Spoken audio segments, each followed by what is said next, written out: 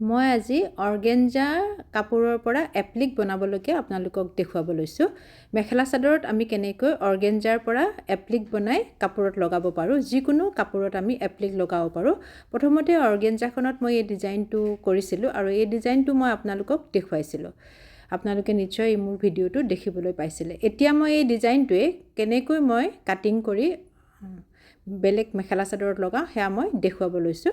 মই মেখেলা চাদৰত নকৰোঁ, কিন্তু আপোনালোকে মেখেলা চাদৰত কৰিব পাৰিব। এয়া চাওকচোন, মই ধূপ এডাল জ্বলাই লৈ পেলাই গোটেই ছাইডটো এনেকৈ পুৰি দিলোঁ। ছাইডটো কিন্তু খুব ধুনীয়া হয়, ক'লাও নপৰে আৰু কাটিলে কিন্তু অৰ্গেঞ্জাৰ বহুত সূতা ওলালেহেঁতেন। আৰু বহুতেই কৰি থকা দেখিছোঁ যে কিছুমান চিন্থেটিক কাপোৰৰ পৰা এপ্লিক ঠিক এনেধৰণে আপোনালোকে কাটি পেলাই কৰি এপ্লিকটো লগাব পাৰিব। মই এখন কাপোৰত লগাই আপোনালোকক দেখুৱাম। আপোনালোকে চাই পেলাই আপোনালোকেও এনেকুৱা ধৰণৰ কাম কৰিব পাৰিব। এইটো এপ্লিক ৰেডি হৈ গ'ল আৰু ৰেডি হৈ যোৱা এপ্লিকটো মই দেখুৱাইছোঁ। ইয়াৰ পিছৰ ভিডিঅ'ত আপোনালোকে বাকীখিনি দেখিবলৈ পাব। ধন্যবাদ।